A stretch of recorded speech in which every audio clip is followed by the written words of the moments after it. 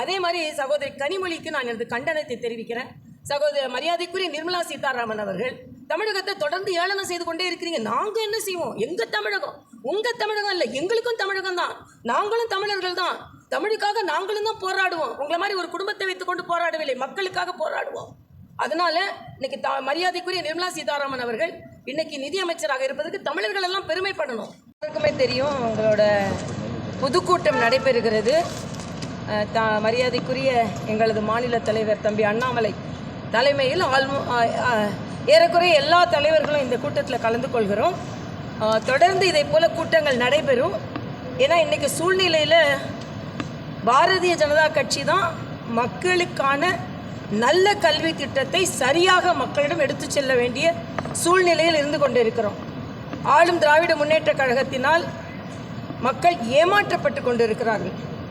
ஹிந்தி திணிப்பு இப்போ கூட என்கிட்ட ஒரு ட்விட்டரில் ஒருத்தர் போட்டிருக்காரு, ஹிந்தி திணிப்புக்காக நீங்கள்லாம் அலையிறீங்களே அப்படின்னு ஒருத்தர் போட்டிருக்காரு. ஹிந்தி திணிப்புக்காக நாங்கள் அலையவே இல்லை. ஹிந்தி திணிப்பு வந்தால் நாங்களே ஒத்துக்க மாட்டோம். மறுபடியும் இந்த பொய்யை நீங்கள் சொல்லாதீங்க.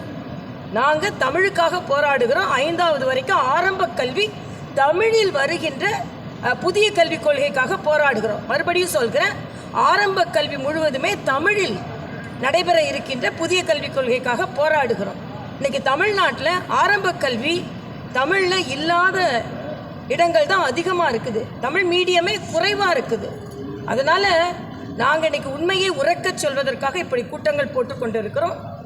இன்றைய தினத்தில் இருந்து தொடர்ந்து எங்களது ஒவ்வொரு ஜோனாக கூட்டங்கள் நடைபெற இருக்கிறது. அதில் மக்களுக்கான நல்ல திட்டங்களை நாங்கள் எடுத்து செல்வோம். நேற்றைய தினம் ஏதோ முதலமைச்சர் அப்படியே முழு இந்தியாவையும் திரும்பி பார்க்க வைத்துட்டாராம். பொய்யா திரும்பி பார்க்க வைக்கிறதுல என்ன உங்களுக்கு பெருமைன்னு நான் கேட்குறேன். தேர்தல் ஆணையத்தோட இணையதளத்தில் போய் பாருங்கள். 2026 கூட எந்தவித மாற்றமும் இல்லை என்று சொல்லி இருக்கிறார்கள். மத்திய அரசிடமிருந்து எந்தவித அந்த இணையதளத்தில் மிக தெளிவாக சொல்லி இருக்கிறார்கள். எந்த மாற்றமும் வரப்போகிறதில்ல, அதே அளவு தான் எண்ணிக்கை இருக்கணும். அப்போ இல்லாத ஒன்றுக்கு எதுக்கு கூட்டம் கூட்டினீங்க?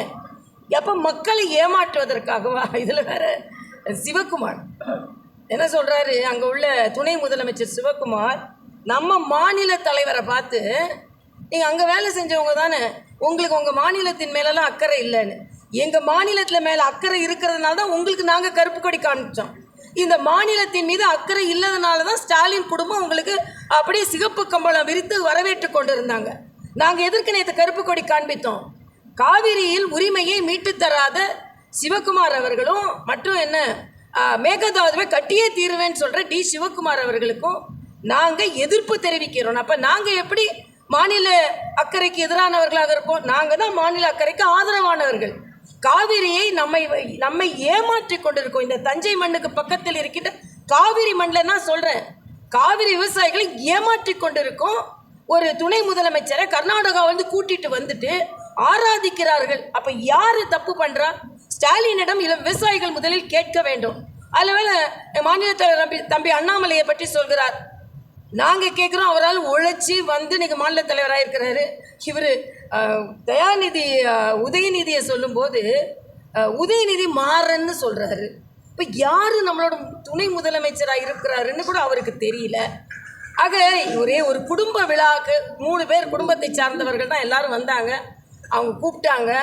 அவங்க மாநிலத்தில் தோல்வி அடைந்தவர்கள், இந்த மாநிலத்தில் தோல்வி அடைந்து கொண்டிருக்கும் திமுகவும் அவங்க மாநிலத்தில் தோல்வி அடைந்து கொண்டிருக்கின்ற அந்தந்த தலைவர்கள். இன்றைக்கி தெலுங்கானாவில் என்ன நடந்துட்டுருக்குன்னு எனக்கு தெரியும். தெலுங்கானாவில் காங்கிரஸ் தோல்வி அடைந்து கொண்டு இருக்கிறது. 4 எம்எல்சி தேர்தல் நடந்தது. அதில் 3ல் பிஜேபி ஜெயிச்சிருக்கு, 1ல் சுயேட்சை ஜெயிச்சிருக்காங்க. 8 எம்பிக்கள் இவர் ஆட்சிக்கு வந்தப்புறம் பிஜேபி ஜெயித்து கொண்டு இருக்கிறது. அவங்க மாநில பிரச்சனையை பார்க்காம இங்கே வந்துட்டாங்க. அதே மாதிரி சிவகுமார் வரும்பொழுது அங்கே கர்நாடகா முழுவதும் கடை அடைப்பு. பினராயி விஜயன் வந்து அங்கே பல்கலைக்கழகங்களில் பெரிய பிரச்சனை நடந்து கொண்டு இருக்கிறது. அவர் மாநிலத்தில் உள்ள பிரச்சனையெல்லாம் தீர்க்காம இங்கே வந்து இல்லாத ஒரு நாடகம். தெளிவாக நான் கேட்குறேன், இந்த தலைவர்கள்ட்ட ஒரு கேட்குறேன், நீங்கள் வர்றதுக்கு முன்னால் தேர்தல் கமிஷன் இணையதளத்தை பார்க்கவே இல்லையா? 2026 தேர்தல் எப்படி நடக்கும்னு சொல்லவே இல்லையா? பார்க்கவே இல்லையா நீங்கள்லாம்? ஆக மிக தவறான ஒரு கூட்டம் நடைபெற்று கொண்டு இதில் பெருமை வேறு. அதே மாதிரி சகோதரி கனிமொழிக்கு நான் எனது கண்டனத்தை தெரிவிக்கிறேன். சகோதரி மரியாதைக்குரிய நிர்மலா சீதாராமன் அவர்கள் தமிழகத்தை தொடர்ந்து ஏளனம் செய்து கொண்டே இருக்கிறீங்க. நாங்கள் என்ன செய்வோம்? எங்கள் தமிழகம் உங்கள் தமிழகம் இல்லை, எங்களுக்கும் தமிழகம் தான், நாங்களும் தமிழர்கள் தான், தமிழுக்காக நாங்களும் தான் போராடுவோம். உங்களை மாதிரி ஒரு குடும்பத்தை வைத்துக்கொண்டு போராடவில்லை, மக்களுக்காக போராடுவோம். அதனால் இன்னைக்கு மரியாதைக்குரிய நிர்மலா சீதாராமன் அவர்கள் இன்னைக்கு நிதியமைச்சராக இருப்பதற்கு தமிழர்கள் எல்லாம் பெருமைப்படணும். அவங்க உங்களை மாதிரி வாரிசுகளாக வந்ததில்லை, அவங்க முயற்சினால எல்லாம் மேலே வந்திருக்காங்க. அதனால் முதல்ல திராவிட முன்னேற்ற கழகம் பொய் பரப்புரை நிறுத்துவதற்காகத்தான் நாங்கள் இன்று உண்மை பரப்புரையை ஆரம்பிக்கிறோம்.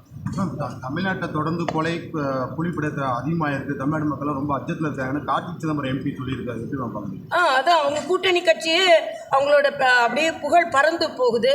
அதே கார்த்திக் தம்பி தான் சொல்லியிருக்காரு, அவங்களாம் போராட விடுங்க. ஆக கார்த்திக் சிதம்பரம் அண்ணன் ஸ்டாலினுக்கு அறிவுரை கூற வேண்டிய நிலையில் இருக்கிறார். இன்னைக்கு நானே இதை பார்த்தேன். போராட விடுங்க, போராடிட்டு போட்டோம், அவங்களே வீட்டில் போய் கைது செய்கிறீங்கன்னு கேட்குறாரு. அது நல்லது தானே, கேட்குறதுக்கு என்ன? ஜனநாயக நாட்டில் எல்லாருக்கும் தானே உரிமை இருக்கிறது. நீங்கள் எதிர்கட்சியாக இருக்கும்போது நீங்கள் போராடவே இல்லையா? நீங்கள் உங்களை கைது செய்யப்படவே இல்லையா? நாங்கள் தான் தைரியமாக போராட வரோம், வேணால் கைது செய்து கொள்ளுங்கன்னு சொல்கிறோம்.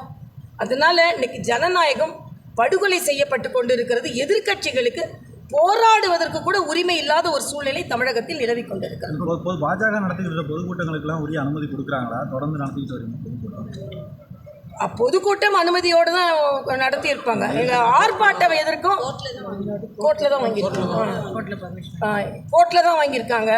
அப்போ நான் என்ன கேட்குறேன், திராவிட முன்னேற்ற கழகம் உடனே நினச்ச உடனே ஆர்ப்பாட்டம் நடத்த முடியுது. பிஜேபி ஆர்ப்பாட்டம் நடத்தணும் ஒரு வாரத்துக்கு, அவசர பிரச்சனைக்கு எப்படி ஒரு வாரம் முன்னால் அனுமதி வாங்க முடியும்? எங்களோட எல்லா பிரச்சனைக்கும், எந்த கூட்டத்திற்கும் எந்த போராட்டத்துக்கும் எங்களுக்கு அனுமதி தரல. இன்றைக்கி வழக்காடு மன்றம் சென்று தான் இதற்கும் அனுமதி பெற்றிருக்கணும். அப்போ எங்கே ஜனநாயகம் இருக்கிறது? எதற்கெடுத்தாலும் வழக்காடு மன்றம் தான் போகணும்னா வழக்காடு மன்றம் போக வேண்டிய, ஜெயிலில் இருக்க வேண்டியவங்களாம் வெளியே உட்காந்துட்டு இருக்காங்க. இன்றைக்கி டாஸ்மாக் ஊழலை பற்றி தான் நாங்கள் உறக்க பேசி கொண்டிருக்கிறோம். 1000 கோடி ஊழல், இதுக்கு என்ன பதில் சொல்கிறீங்க? டாஸ்மாகை மூடுவேன்னு சொன்னாங்க, கடைசியில் மூடாமல் இருந்துட்டு அதை திறந்து வச்சுக்கிட்டு அதில் ஊழலும் செய்து கொண்டு இருக்கிறார்கள். 10 ரூபா கமிஷன் வாங்கி இன்றைக்கி 30 ரூபா கமிஷன் ஆகுது. அவர் டாஸ்மாகில் இருந்தாலும் செந்தில் பாலாஜி ஊழல் பண்ணுவார், டிரான்ஸ்போர்ட்டில் இருந்தாலும் ஊழல் பண்ணுவார். இன்றைக்கி அவர் பேசுகிறார் பாஜகவை பற்றி, மற்றவர்களை பற்றி. உங்களுக்கெல்லாம் எந்த உரிமையும் இல்லை என்பதை நான் தெரிவித்துக் கொள்கிறேன். நன்றி தம்பி.